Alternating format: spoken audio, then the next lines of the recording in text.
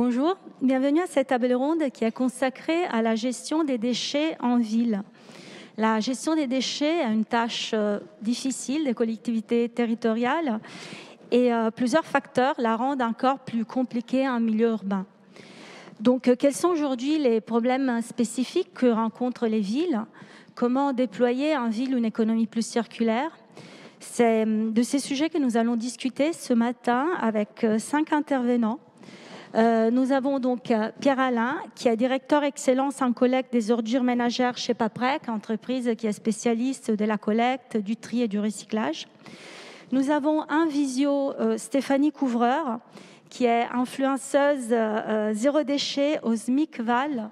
Le SMIC-Val est le syndicat mixte intercommunal de collecte et de valorisation du Lubournais et de la Haute-Gironde. Nous avons Mathieu Durand, qui est chercheur udologue à l'Université du Mans et qui est co-responsable du master Management et Ingénierie des déchets, économie circulaire. Nous avons Michel Campiski, qui préside Sulo, entreprise spécialiste des solutions pour la collecte et le tri des déchets, et Bertrand Spindler, qui est maire de la Tronche et conseiller métropolitain de Grenoble-Alpes Métropole. Alors Pierre-Alain, je vais commencer par vous questionner vous, parce que Paprec accompagne les collectivités locales dans la réflexion autour des solutions pour améliorer la gestion des déchets. Alors aujourd'hui, qu'est-ce que vous constatez? Quels sont les déchets qui sont les plus problématiques pour les villes? La question du tri est centrale dans les villes. Trier, c'est d'abord un geste citoyen, c'est d'abord le geste de l'usager. Donc la problématique, c'est de donner la possibilité aux citoyens de bien trier. Qu'est-ce qu'on entend par bien trier? C'est capter la plus grande proportion possible des déchets auxquels on peut donner un avenir en les recyclant. Et c'est aussi réduire les erreurs de tri. Réduire les erreurs de tri qui viendraient compromettre ou renchérir la possibilité de valoriser ces déchets-là. Où est-ce qu'on en est aujourd'hui? Aujourd'hui, on capte à peu près, si on parle des emballages, un domaine que Paprec connaît bien, puisqu'on a vous l'avez dit, des usines de tri. On trie les déchets d'à peu près près d'un Français sur 4 dans le but de les recycler. Aujourd'hui, sur les emballages et les papiers, on collecte environ 70%, près de 70% des déchets mis en marché sont captés pour pouvoir être recyclés. Alors, il y a des déchets sur lesquels on a de bons résultats. On peut parler du verre, là on avoisine les 85%. Et puis il y a des déchets où les résultats sont moins bons. On va parler de la bouteille en plastique où seulement 60% va être capté pour être recyclé. Donc il y a des domaines où on doit progresser. On doit progresser parce que déjà c'est un enjeu d'importance. On doit progresser aussi parce qu'il y a besoin de nouvelles matières et on doit éviter de consommer de la ressource extraite de la nature pour fonctionner en cycle fermé sur une économie plus circulaire. Et puis aussi parce que depuis l'an dernier, on a une loi, la loi anti-gaspillage et économie circulaire, qui nous fixe des objectifs. Alors, l'objectif, c'est d'atteindre 75% d'ici quelques années, d'ici 2029, de recyclage. Et pour progresser, il va falloir aller chercher des matériaux plus légers, tels que le plastique. C'est là où on a de la marge de progrès. Et pour revenir à votre question, c'est aussi en ville qu'on a de la marge de progrès. Ouais, est-ce que les chiffres sont les mêmes en ville et en milieu rural concernant le tri notamment? Le constat qu'on fait, c'est qu'on trie à peu près 2 fois mieux à la campagne qu'en ville. Il y a plusieurs raisons qui expliquent cela, mais si on parle des emballages, on parle de 60 kg par habitant sur les secteurs ruraux ou mixtes, et on parle de plutôt 35 kg en ville. Donc vraiment des performances en deçà. Et c'est là où on a de la marge de progrès, c'est là où on peut aller chercher des flux, et c'est là où on propose les solutions qu'on a déployées majoritairement dans les villes moyennes. On essaie de les proposer de moyenne taille. On arrive à les proposer maintenant aux villes plus denses. Et il y a un autre déchet dont on parle beaucoup en ce moment, dont il va être question aussi, c'est le sujet du biodéchet. On parle là des restes de repas. On parle des déchets de jardinage, de tout ce qui est déchets organiques. Là, on a un vrai défi à l'échelle de la gestion des déchets, à l'échelle de la profession de collecteur et de recycleur, puisque c'est un déchet qu'il faut qu'on trie mieux. Pour nous, c'est vraiment un enjeu aujourd'hui, c'est ce sujet du biodéchet. C'est un enjeu important. Alors pourquoi on dit important? C'est déjà important en poids. C'est un tiers de nos poubelles. Un tiers du poids de nos poubelles sont des biodéchets. C'est important aussi parce que c'est un déchet qui peut être valorisé de manière noble pour un retour à la terre et constituer un amendement organique, un engrais. Vraiment un produit qui a une valeur, qui était considéré jusqu'à maintenant trop souvent comme un déchet.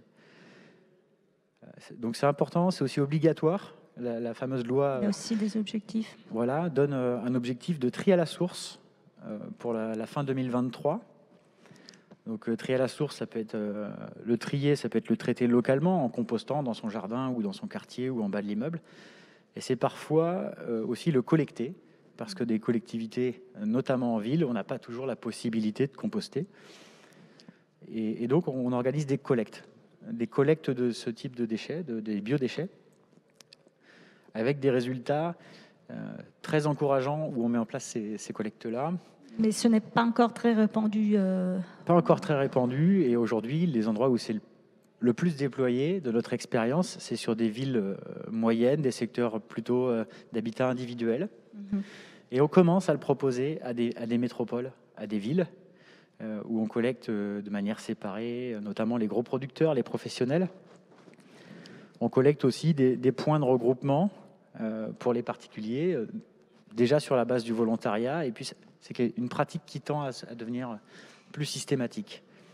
Mais c'est faisable, on sait le faire depuis une dizaine d'années, on arrive à capter 30, 40, 50 kilos par usager desservi, donc c'est vraiment des solutions qu'on essaie d'apporter aujourd'hui aux métropoles.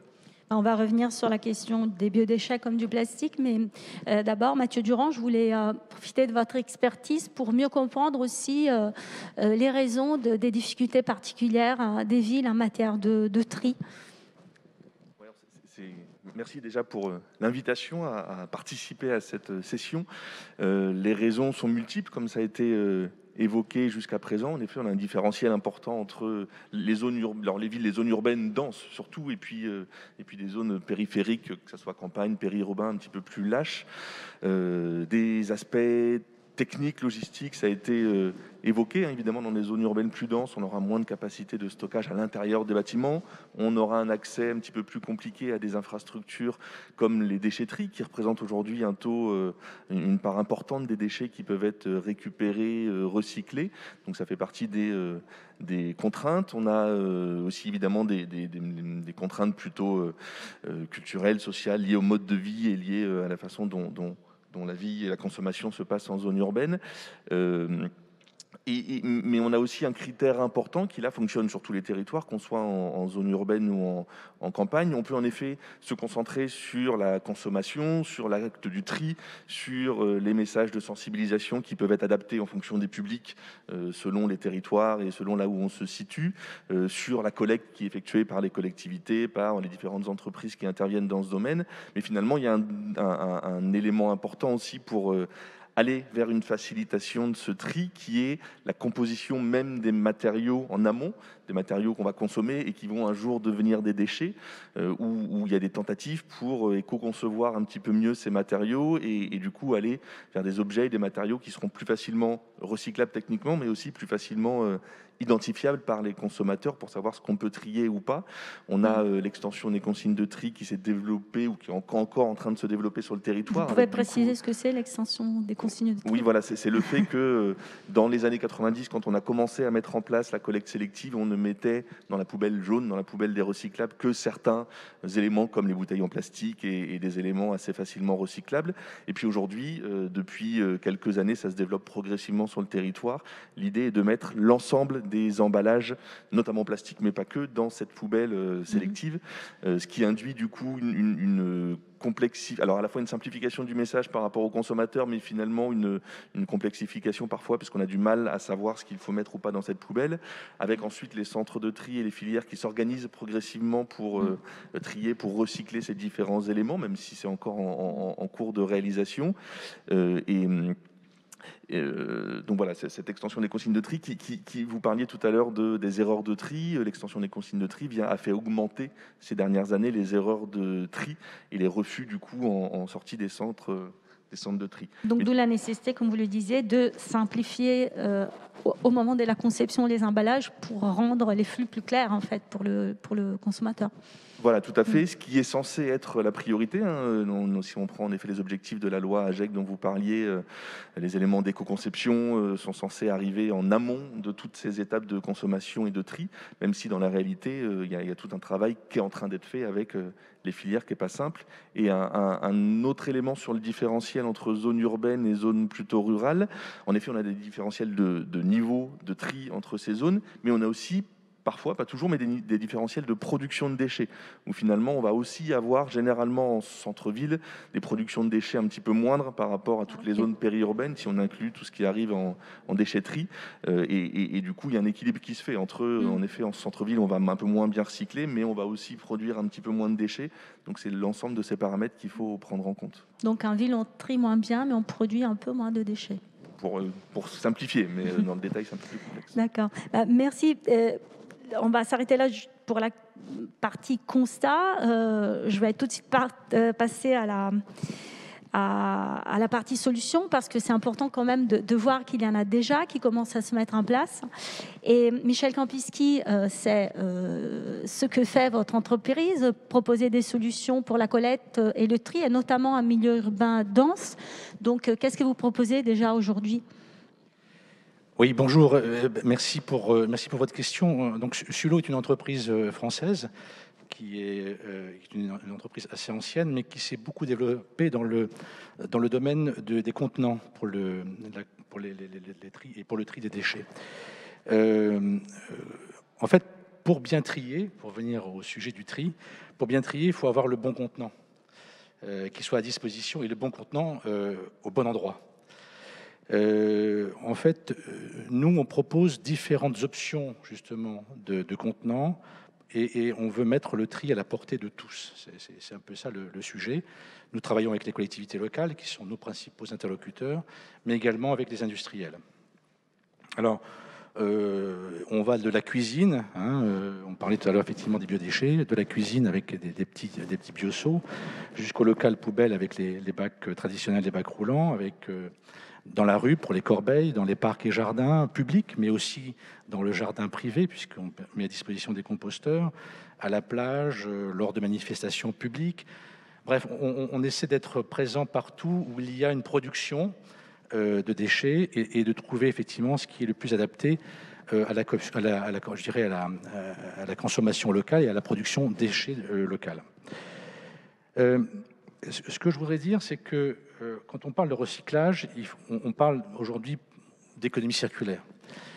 Il y a maintenant 12 ans, j'ai décidé d'investir massivement dans le recyclage et l'utilisation de matières recyclées. C'est vrai pour le plastique, puisqu'on fabrique des contenants à base de plastique, mais c'est vrai également pour l'acier, c'est vrai pour le béton, qui sont d'autres éléments qu'on utilise pour concevoir nos produits d'apport volontaire, par exemple.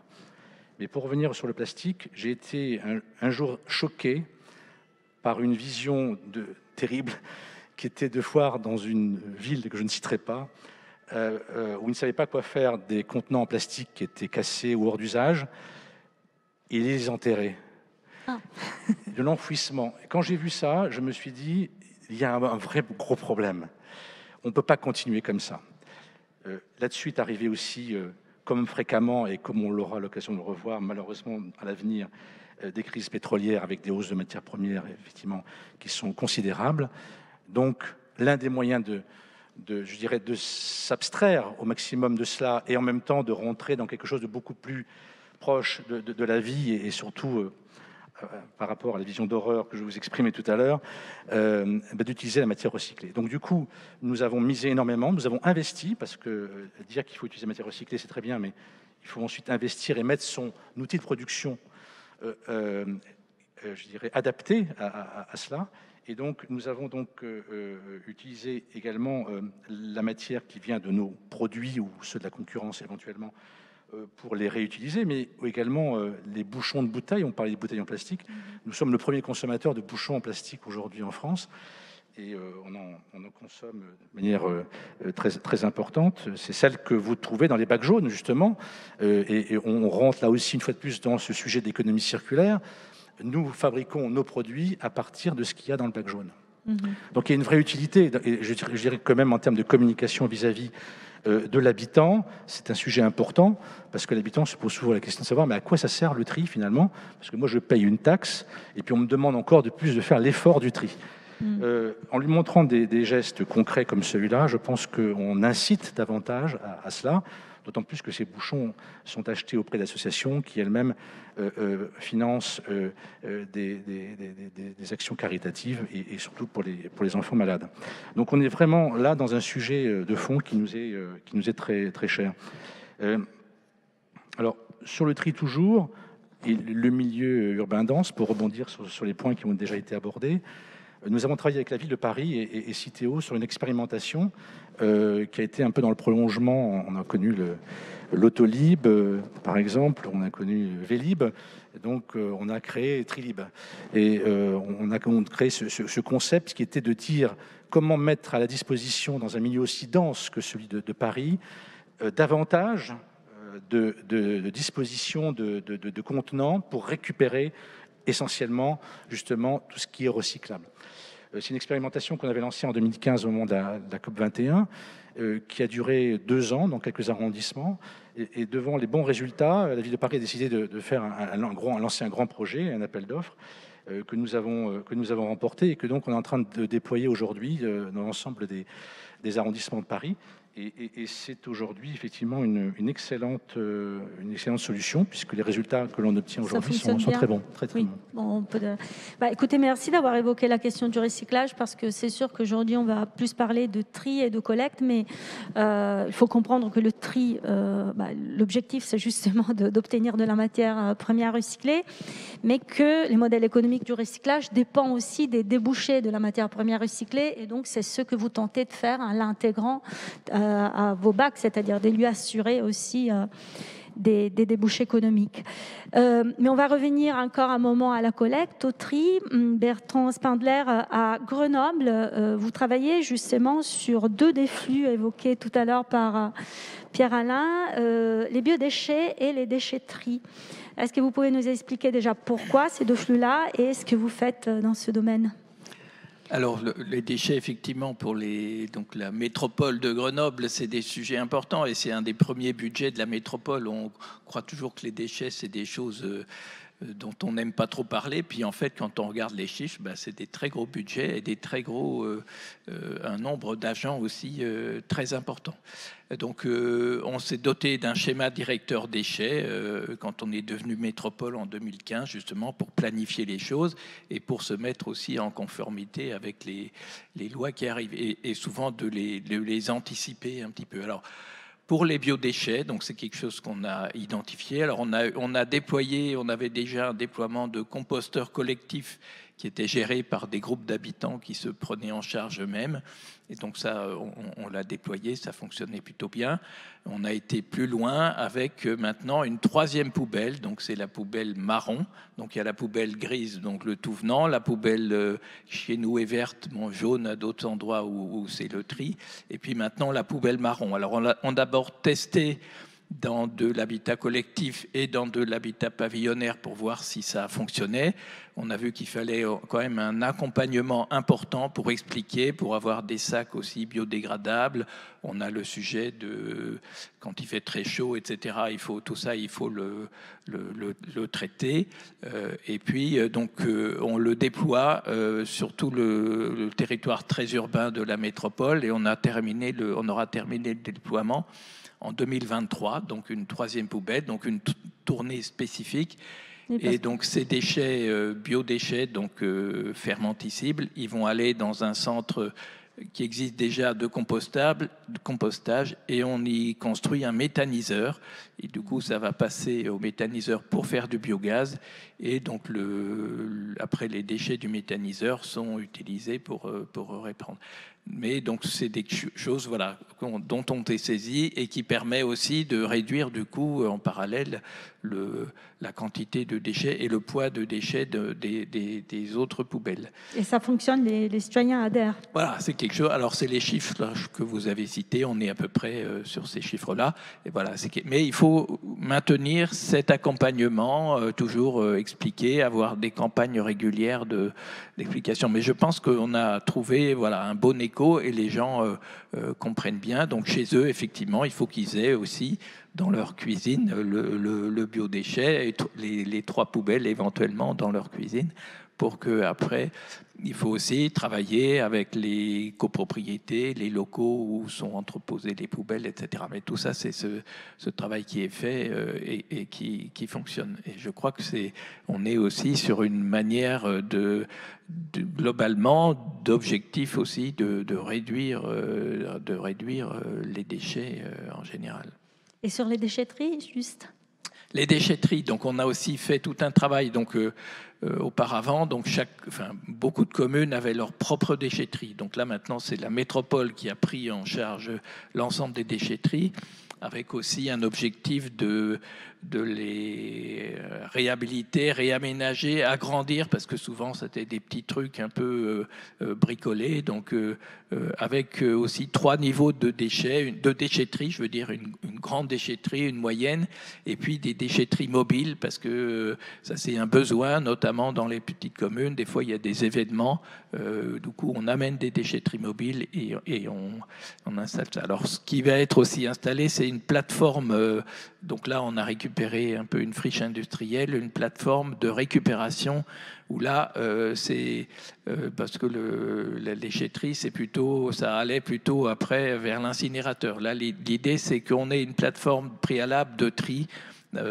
où on peut aller sur le réemploi, sur la réutilisation, sur le recyclage, pour qu'il y ait cette étape préalable. Donc là, on travaille avec une société donc, de l'économie sociale et solidaire, Fabricanova, justement, dont on est partenaire et qui justement va travailler à ce réemploi des matériaux pour qu'on soit dans cette économie circulaire et pas dans le côté déchets, mais le côté réemploi, réutilisation. Alors là aussi, c'est des vocabulaires que j'ai appris. Réemploi, on utilise de la même façon. Réutilisation, on utilise autrement, et puis recyclage, on transforme complètement. Donc c'est des façons de faire qu'on est en train à la fois d'apprendre et qu'on est aussi beaucoup poussé par les citoyens, les associations, et c'est très bien. Donc toutes ces choses qui évoluent dans ce domaine. Alors sur le côté tri, et on a un centre de tri qu'on est en train de rénover, et moi ce qu'on me dit, c'est que la difficulté dans ces outils de recyclage, et on le voit bien, nous, tous nos produits, carton, plastique, pour être recyclés, ils vont à l'autre bout de la France, voire en Espagne, etc. Et donc, ce que je trouve un peu paradoxal, voilà, on essaye de faire des économies d'énergie, etc. Et puis, on envoie nos déchets à travers la France ou l'Europe. Et il n'y a pas beaucoup de structures locales qui permettent de recycler. Donc, c'est des choses aussi qui, je pense, doivent être mises en place. Mais ça, c'est lié aussi au modèle économique de ce recyclage. L'économie circulaire est déjà un grand défi. L'économie circulaire locale, elle est encore plus. Mais... Et Stéphanie Couvreur, je vous donne la parole à distance parce que le SMICVAL aussi, en fait, vous avez mis un peu en priorité les mêmes flux, les biodéchets et les déchetteries, mais vous avez une approche vraiment fondée sur la réduction des déchets. Est-ce que vous pouvez nous expliquer en quoi consiste cette démarche, les raisons, les résultats ? Merci. Alors, les raisons, elles sont simples. C'est que ça fait des années qu'on parle de recyclage, de tri, et on voit qu'on a un modèle de gestion des déchets qui est à bout de souffle. Donc là, les élus, il y a 2 ans, ont pris la décision en fait de dire maintenant la priorité du syndicat, c'est plus juste la collecte et la gestion du déchet, c'est vraiment d'être sur la réduction et derrière de porter un projet de société. C'est pour ça que les élus ont choisi d'utiliser le terme anglais zero waste. Donc on parle en effet de zéro déchet, mais aussi de zéro gaspillage. Et derrière ça, en fait, il y a l'enjeu de sobriété, de mieux vivre, de mieux manger. Voilà, donc énormément de notions. Et c'est un vrai projet de société qui est porté du coup derrière la réduction. Donc voilà, on met vraiment la réduction au centre. Et du coup, notre conviction, c'est en fait pour réduire les déchets, il faut remettre les citoyens au cœur du coup de cette politique et du coup de repartir des usages. Donc on a ciblé comme ça des flux de déchets à réduire. Et je vais donner un exemple. On travaille beaucoup en ce moment justement sur les questions de réemploi dans les déchetteries. On a créé un supermarché inversé. Donc ça s'appelle le Spinkball Market. Et donc c'est les citoyens qui viennent, au lieu d'arriver dans une déchetterie et de jeter comme dans une déchetterie classique, en fait ils arrivent dans un lieu déjà qui est convivial, qui est agréable, qui ressemble à un supermarché. Donc on a un peu repris pour le coup les codes de la consommation, et ils vont remettre en rayon en fait les objets dont ils ne veulent plus. Donc soit les objets qui sont encore en état, mais la même chose pour les matériaux. Donc les gens qui ont du bois dont ils n'utilisent plus, ou un meuble qui est cassé, mais que quelqu'un peut réparer, au lieu de le jeter dans la benne meuble et qu'il soit complètement détruit pour être recyclé, en fait il est juste posé. Et n'importe qui, enfin tous les usagers peuvent reprendre gratuitement tout ce qu'ils veulent. Donc on est vraiment sur ce principe de gratuité totale. Et comme ça, on arrive à diminuer de 60% le flux de déchets enfouis. Donc on voit qu'avec des nouveaux équipements comme ça, on peut réduire drastiquement la quantité de déchets. Et en plus, on voit tous les bénéfices que ça a autour. Donc, on recrée du lien social. Donc, les gens restent longtemps en déchetterie, discutent les uns entre les autres, etc. On est en train d'en créer des autres là sur d'autres territoires où on réfléchit à ajouter du coup avec une communauté de communes un projet d'insertion avec des personnes du coup qui vont pouvoir réutiliser la matière qui est là. Un autre endroit à Libourne, un tiers-lieu. Du coup, pareil, il faut vraiment se dire qu'autour de cette notion, donc on ne veut plus vraiment parler de déchets, mais on peut vraiment recréer aussi du lien social.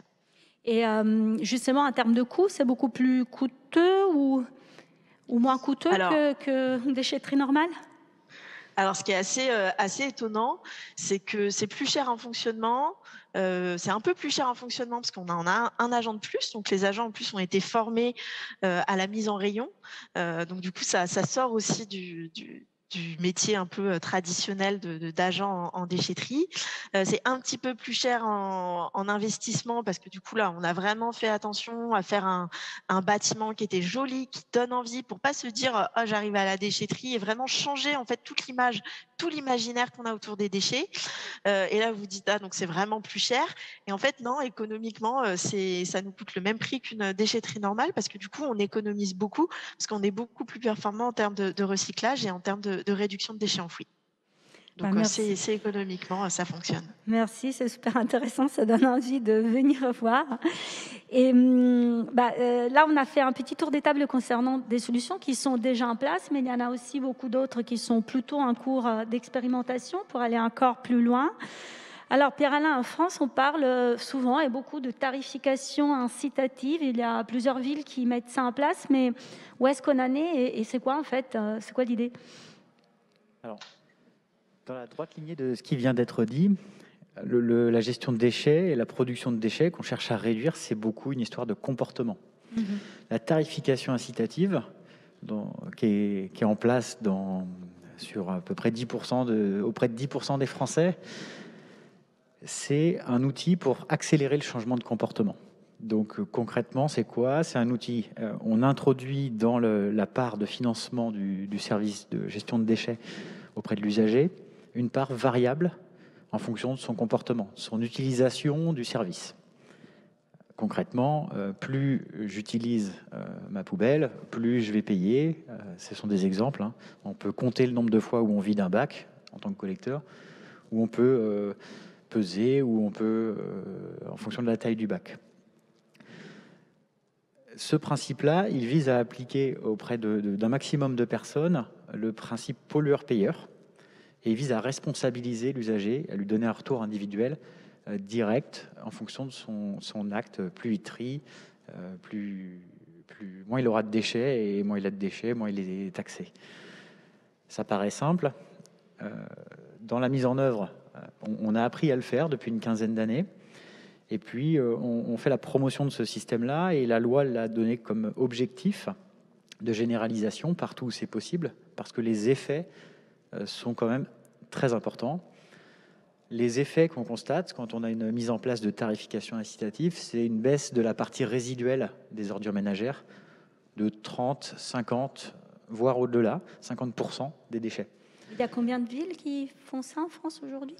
Alors, il y a à peu près 6 millions d'habitants qui sont couverts par un dispositif de tarification incitative. 8 millions si on compte ceux qui sont en train de mettre en place. L'objectif, c'est d'atteindre 25 millions à l'horizon 2025.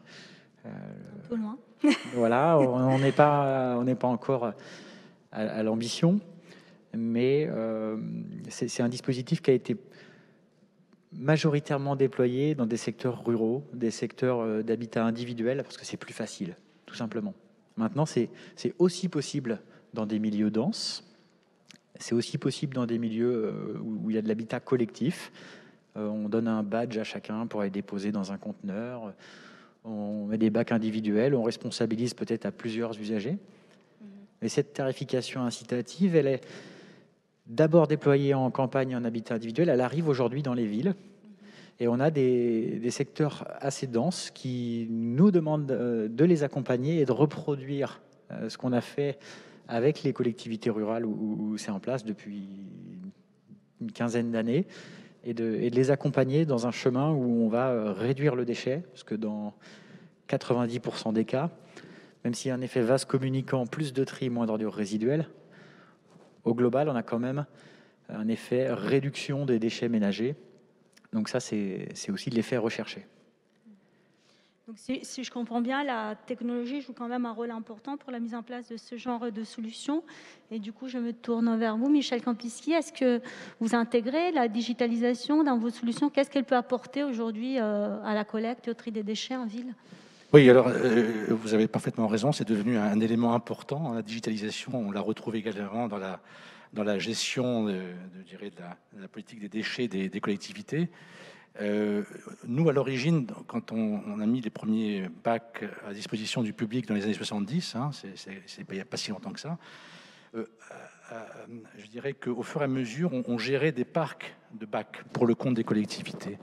Donc, qui dit gestion, on a commencé effectivement à savoir où ils étaient implantés. Donc ça se fait de manière un peu, je dirais, archaïque au départ. Et puis l'informatique est arrivée, est passée par là et a donné beaucoup de puissance à ce mode de gestion.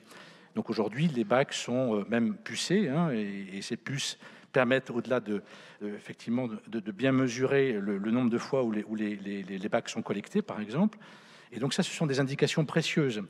Et de plus en plus aujourd'hui, on s'aperçoit, on a environ aujourd'hui, nous, un peu plus d'1 million d'habitants en gestion via la tarification incitative aujourd'hui, on voit l'intérêt que peut avoir effectivement ces informations-là. Et que donc, le fait de savoir le nombre de fois où le camion passe, ça permet de regérer et d'aider le collecteur, puisqu'on fait nous aussi l'équipement qui vient sur les bennes de collecte. Ça permet au collecteur de mieux gérer finalement ses tournées, d'optimiser ses tournées. Donc ça veut dire qu'il y a le camion sort moins souvent, il fait des tournées plus petites, tout est beaucoup plus ciblé. Donc là aussi, je crois que c'est un bienfait parce que si le camion sort moins souvent, il y a moins d'embouteillage, il y a moins de pollution au sens large. Et puis surtout, on est beaucoup plus efficace dans la manière de collecter. Donc je crois que ça, c'est des éléments importants. Et puis, il y a aussi tous les systèmes qui permettent aujourd'hui d'avoir des contrôles d'accès sur les points d'apport volontaires, que ce soit des conteneurs enterrés par exemple, où on permet aux habitants d'un immeuble ou de plusieurs immeubles de pouvoir avoir accès à leur propre conteneur enterré et de mesurer le nombre de fois où ils passent et de déterminer comme ça quand l'équipement devra être vidé. Donc ce sont des éléments, là aussi, une fois de plus, économiques, importants, mais dans la vie de tous les jours, c'est aussi des choses qui aident, parce qu'on revient toujours à comment aider finalement les habitants, les citoyens à trier mieux et à optimiser. Donc c'est vrai, comme disait Monsieur Alain tout à l'heure, on réduit énormément les flux de déchets résiduels en mettant en place ce genre de système, parce que les gens sont davantage sensibilisés au sujet, parce qu'à un moment donné, il y a une facture, donc la facture fait toujours, guide un petit peu aussi les comportements, donc ça peut être aussi un des éléments. Je ne dis pas que c'est le seul, hein. Il y en a plein d'autres, ça a été exprimé tout à l'heure avec le SMICVAL, et je crois que dans la gestion des déchets en général, c'est pas une solution qui peut prévaloir, c'est la mixité de ces solutions et la possibilité pour les collectivités d'utiliser un maximum de ces solutions-là pour pouvoir ensuite avoir de très bons résultats. Et puis c'est important d'avoir mentionné cet enjeu de empreinte carbone de la collecte, parce que quand on parle de déchets, on pense beaucoup à la pollution, mais il y a une empreinte carbone liée à l'utilisation presque unique de la matière, mais il y a aussi l'empreinte carbone due à la gestion. Donc ce sont pour un événement, je trouve, consacré à la ville décarbonée, c'est très important d'évoquer tout cela. Et Bertrand Spindler, je voulais aussi vous demander de parler d'une expérimentation que vous menez à Grenoble concernant les déchets du BTP, parce qu'on n'a pas parlé encore, mais c'est un autre énorme défi des villes. Et vous avez adopté une approche plutôt originale à ce sujet. Alors, je vais dire un mot sur la suite, sur la tarification incitative. Oui, donc, oui, effectivement, on y réfléchit. Et la première étape, c'est de mettre des puces sur les bacs et de pouvoir mesurer comment ça se passe. La partie ensuite taxe incitative, c'est beaucoup plus compliqué et on veut éviter les erreurs qu'il y a eu sur des territoires voisins de chez nous où finalement tous les déchets ont été mis dans la nature puisque ça avait été fait de manière un peu trop brutale, et donc tout ça, il faut pouvoir l'accompagner et l'expliquer pour pas qu'on se retrouve avec encore plus de déchets sauvages qu'on a maintenant. Et ces déchets sauvages, une partie donc viennent du BTP en particulier, et donc ça c'est des sujets sur lesquels il faut qu'on travaille. Alors je vais dire deux choses un petit peu. Alors un des sujets, donc on a expérimenté ça, il se trouve que c'est sur ma commune, mais c'était piloté par les métropoles. C'était un site de 3 hectares, un ancien hôpital militaire, donc qui a été déconstruit, donc on dit plus démolir, mais déconstruit, avec donc on a recyclé le gros œuvre, mais pas seulement, surtout le second œuvre, donc de ce qui était dans le bâtiment, les radiateurs, les luminaires, les escaliers, etc., et qui a été mis sous forme de ce qu'on appelait Batitech, où les artisans, mais aussi les particuliers, pouvaient venir acheter donc à très bas prix tous ces matériaux, principalement de seconde œuvre, ce qui a évité de tout démolir et de tout passer en... C'est très compliqué techniquement, cette déconstruction de la démolition. Alors ça prend du temps, ça prend effectivement de l'argent, parce qu'il faut de la main-d'œuvre pour déconstruire lentement. Donc tout ça, on va l'évaluer, parce que ça vient de se terminer, de l'évaluer, le modèle économique que ça représente.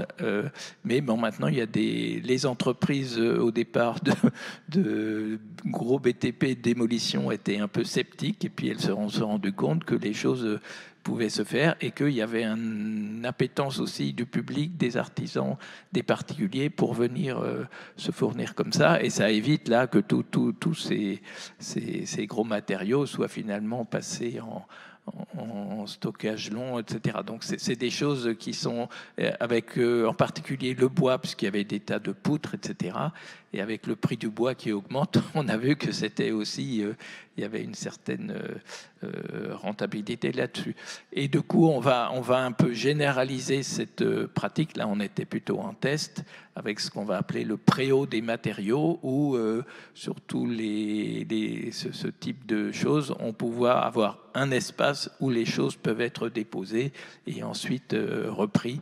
Donc, c'est des choses qu'il faut travailler donc avec les entreprises du BTP. Alors, la particularité aussi de nos déchetteries, mais ça, c'est la réglementation. Jusqu'à présent, il y avait une espèce de liberté des artisans de venir dans nos déchetteries, alors que les déchetteries sont que pour les ménages, les habitants. Du coup, il a fallu travailler avec eux pour qu'ils aient leur propre déchetterie, donc les artisans, le BTP, pour que ça fonctionne.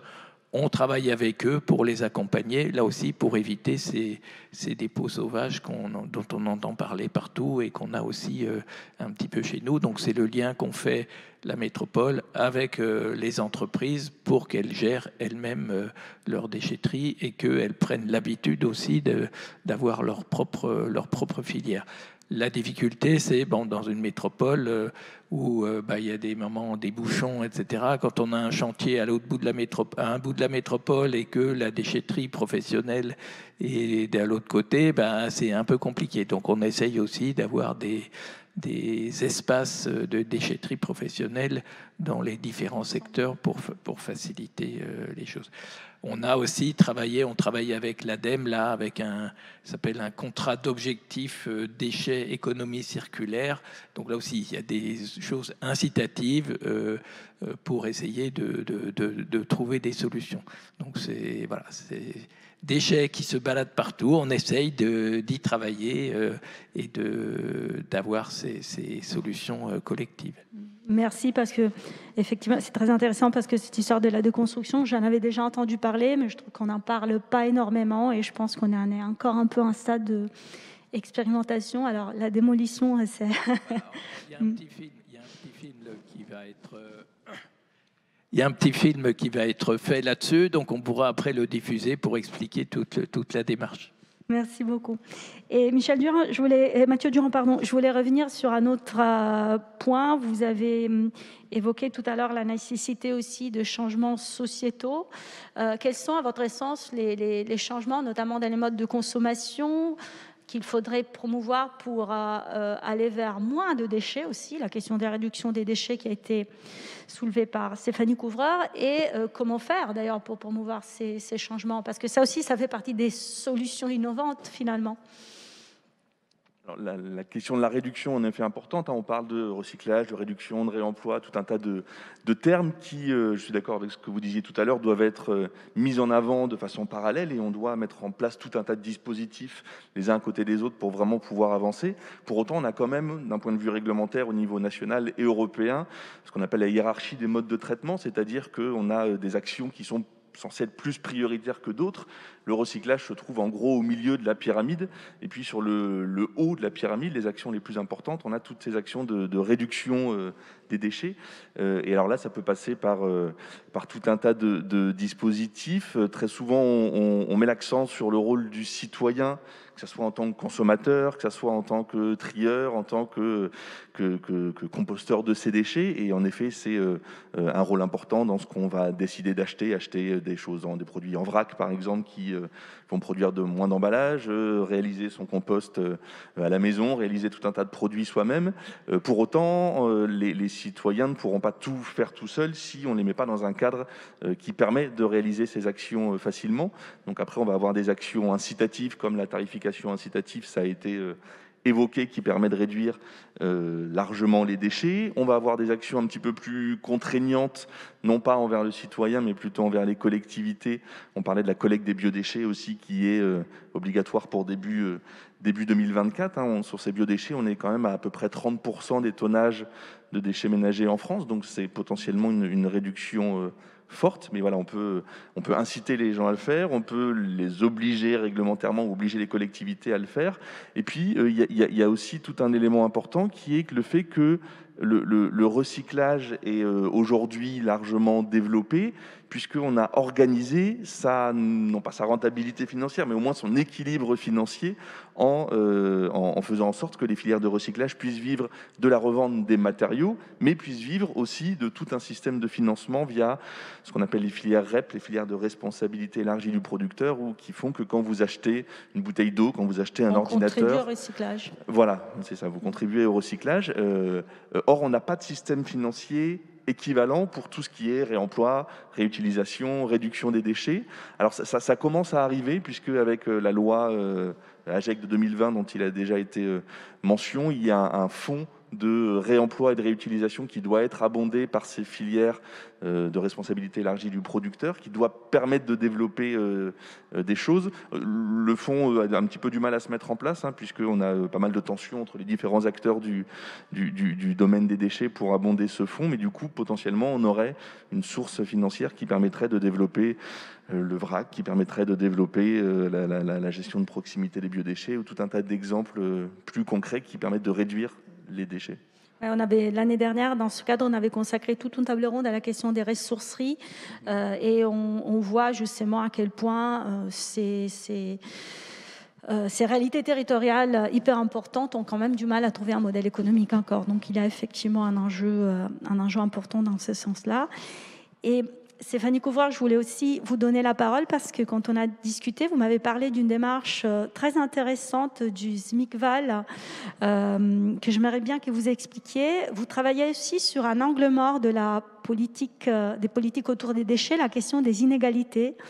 Est-ce que vous pouvez nous expliquer cette démarche ? Et cet enjeu surtout.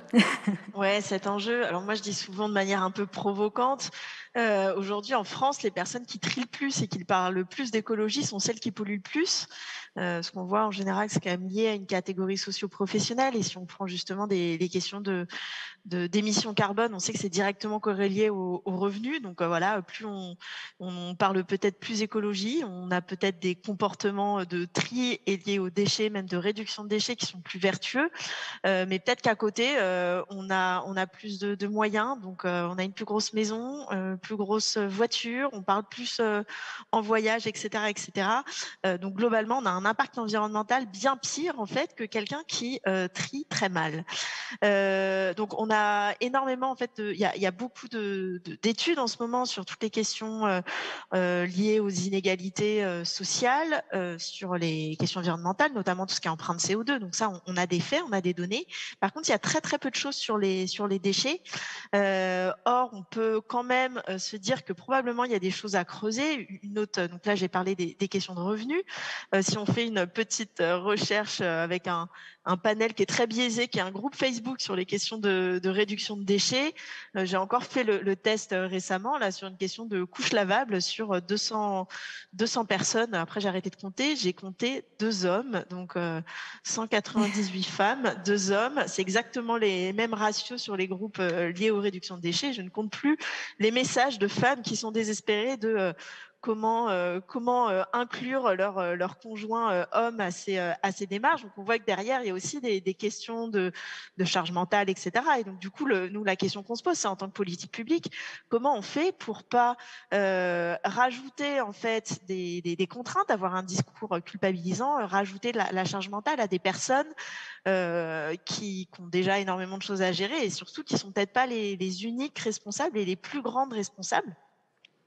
Donc voilà, donc une fois que j'ai posé le constat, la question du coup c'est vraiment de creuser. Donc c'est pour ça qu'on est en train en réponse, on est en train de mener un travail de recherche avec un doctorant en sociologie qui creuse ces questions de réduction de déchets et qui essaie de comprendre, de lien entre déchets et inégalité et qui essaie de comprendre le lien entre la production de déchets d'un côté, les pratiques sociales aussi, dans quel cadre elles s'inscrivent. Donc ça fait totalement lien avec l'intervention précédente.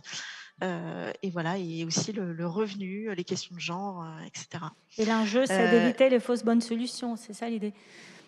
Exactement, éviter les fausses bonnes solutions, et éviter aussi de rajouter des contraintes. Là, on a parlé de l'incitativité, on est très incité, et nous-mêmes on va le faire, à passer à l'incitativité par la loi. Et en fait, qui va payer plus quand on passe à l'incitativité? Aujourd'hui, on ne sait pas. Alors que par exemple, si on reprend l'exemple de la taxe carbone, il y a des études qui montrent que la taxe carbone augmente les inégalités dès qu'elle est appliquée, sauf sur une chose, c'est sur le secteur aérien. Et sinon, par ailleurs, la taxe carbone augmente les inégalités. Donc, nous, on veut se poser cette question, en fait, pour l'incitativité. Qui va payer plus, qui va payer moins, et quel lien entre voilà, l'incitativité et les déchets. Donc, on a 2 réponses. On a cette thèse et en parallèle aussi un travail, on appelle ça d'innovation démocratique, de participation citoyenne. On travaille avec l'association Démocratie Ouverte sur ces questions-là, et on veut vraiment, tout à l'heure j'ai dit remettre le citoyen au cœur par les usages, mais aussi par la participation, et que les citoyens prennent part aussi vraiment aux décisions de la collectivité. À la recherche de solutions, en fait. Oui, exactement. Donc c'est pour ça que voilà, on travaille avec eux là justement sur notre nouveau modèle de collecte et d'incitativité. On a fait un panel de citoyens tirés au sort qui ont participé comme ça à créer des modèles en les impliquant et en les associant du coup à la création de ces politiques publiques. Pierre-Alain, j'ai l'impression que ça vous inspire en réaction à ce que Stéphanie Couvreur vient de dire. Oui, j'entends le besoin de fin de discours culpabilisant vis-à-vis du déchet. J'entends le besoin d'impliquer les citoyens. Et moi, ce dont je suis convaincu, c'est que le recyclage est plutôt une partie de la solution qu'une partie du problème. Donc, on regarde les initiatives qui peuvent aller dans le sens d'impliquer le citoyen tout en permettant d'améliorer le recyclage, parce qu'il y a encore des déchets que l'on produit qui ne sont pas recyclés. Et à mon avis, c'est quand même un des problèmes. Et on a trouvé une initiative du côté de l'autre côté des Pyrénées, en Espagne, où l'éco-organisme en charge des emballages, qui s'appelle EcoEmbes là-bas, a mis au point un dispositif avec, si je suis capable de prouver que je trie, donc je prouve, c'est une application mobile, je prouve que je trie en scannant ma bouteille et je suis sur un point tri, je gagne des points. Ces points-là peuvent être utilisés soit pour des services que propose la collectivité, qui a intérêt à voir le tri augmenter. Elle propose des services de transport, des services de culture, des services de sport avec ces points-là. Elle peut proposer aussi, et c'est là où on a l'implication des citoyens, de financer des projets locaux, et les citoyens peuvent choisir vers lequel ils veulent donner leur mise de points accumulés. Il est également possible de céder ces gains, ces points, ces récompenses à des causes environnementales ou des causes, je dirais, plus caritatives. Voilà, on trouve le dispositif très pertinent parce que le côté récompense arrive à motiver pour le geste de tri des personnes qui étaient complètement étrangères à cette pratique-là, et même des fois une récompense faible de l'ordre d'un centime par emballage permet à des gens, motive des gens pour passer au tri, et on va chercher une partie de la population qui n'était pas forcément concernée par un discours où on dit trier c'est bien, trier pour les ressources. Donc quand on essaie juste de convaincre, on peut parfois passer à côté d'une partie de la population. Et là, on a trouvé un dispositif qui nous a semblé très pertinent. Il s'appelle Recyclos. Il est développé en Espagne. Et on va travailler pour proposer à une métropole française d'expérimenter l'an prochain un dispositif très inspiré de ce dispositif-là. Vous voulez réagir, Michel ? Oui, je voulais ajouter une petite chose. En fait, faire une suggestion à Stéphanie Couvreur, parce qu'il y a une chose qui est intéressante sur la mise en place de la tarification incitative, c'est l'expérimentation. Il est clair qu'on ne met pas en place une tarification incitative du jour au lendemain, et indépendamment de ce que vous évoquiez, monsieur, tout à l'heure, vous réfléchissiez au niveau de la métropole de Grenoble, on a une expérience de près de 20 ans, nous, dans ce domaine-là. Ce qu'on sait, c'est qu'il faut faire de l'expérimentation. Le vrai point d'entrée, c'est de trouver une partie du territoire sur lequel on fait le test et on voit en grandeur nature, à blanc, bien sûr, hein, sans faire payer les gens de manière réelle, mais à blanc pendant 6 mois, pendant 1 an, et on voit ce que ça donne. Et ça, c'est un bon point d'avancée, d'expérience, de retour d'expérience locale pour comprendre comment ça fonctionne et comment les habitants réagissent par rapport à ça. Et ensuite de mesures, parce qu'on parlait effectivement d'argent. À la fin, il faut regarder de quoi on parle. Est-ce qu'on parle de centaines d'euros ou on parle de dizaines d'euros ? Vous vous apercevrez qu'on parle plutôt de dizaines d'euros, voire quelquefois moins que de centaines d'euros. Donc dans le geste du tri, s'il est bien fait, s'il est bien communiqué, parce que là aussi il y a un gros travail de fond qui est à faire en termes de communication quartier par quartier, en incitant effectivement et en faisant travailler, et là on reste toujours dans le social, solidaire et circulaire, en faisant travailler des personnes qui habitent les quartiers, on obtient effectivement de très très bons résultats. Juste une dernière question, parce qu'on a presque terminé le temps, mais est-ce que, par exemple, la tarification incitative a aussi un effet sur les biens à disposition des citoyens? C'est-à-dire, par exemple, est-ce que ça pousse les entreprises à produire moins d'emballages parce que les citoyens vont choisir en fonction de l'emballage parce qu'ils seront pénalisés? Est-ce qu'on a des retours sur cette question-là? Alors, je ne veux pas monopoliser la parole, juste une phrase. La tarification incitative pousse les gens à moins mettre dans le bac gris ou ce qu'on veut, et plus dans le bac jaune. Donc, à la limite, il n'y a pas d'impact. Oui, ok. Vous voulez...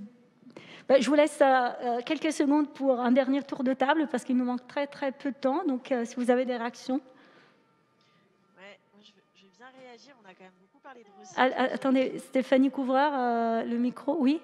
Ah pardon. Voilà. Oui, je veux bien réagir. On a quand même parlé beaucoup de recyclage et de tri, alors que, moi, j'avoue, ça m'étonne un peu parce que quand même aujourd'hui, on voit toutes les limites du recyclage. Alors évidemment, nous on est d'accord. Hein, il faut tout ce qu'on ne peut pas réduire, il faut recycler. Mais quand même, la priorité aujourd'hui, c'est arrêter quand même la quantité de déchets énormes qu'on produit. Et le recyclage et le tri n'est pas la solution. On sait que quand on trie, quand on recycle, c'est encore énormément de matière, énormément d'énergie qui est remise. Donc, voilà, juste pour redire, parce que je pense qu'on est aujourd'hui, on parle d'économie circulaire, on sait que c'est quand même un peu un mythe, on parle de zéro carbone. Donc voilà, parlons des vraies choses. Aujourd'hui, la priorité à la réduction. Oui, voilà, tout à l'heure, je voulais rebondir sur la question du lexique aussi. En réalité, toutes ces distinctions entre réutilisation, réemploi, recyclage servent aussi à établir une hiérarchie des priorités. Et c'est sûr que, comme le souligne Mathieu Durand, aujourd'hui, la priorité en termes de politique publique devrait, au moins, même d'un point de vue législatif, être la réduction. Après, on avance sur plusieurs voies parallèles parce que le défi est très, très complexe. Écoutez, je crains qu'on n'a plus de temps pour d'autres questions, même si évidemment on pourrait parler beaucoup plus, et peut-être qu'il faudrait consacrer encore une table ronde à part à la question du recyclage tout seul pour discuter de tout cela.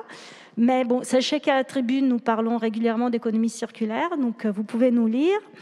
Et cette table ronde nous a quand même permis déjà de comprendre tout ce qu'il reste à faire, quelles sont les voies d'avenir. Je vous invite aussi à suivre la table ronde suivante qui commence à midi et qui est consacrée à un sujet dont on parle encore moins que des déchets, la pollution lumineuse. Donc, je vous dis à très bientôt. Merci.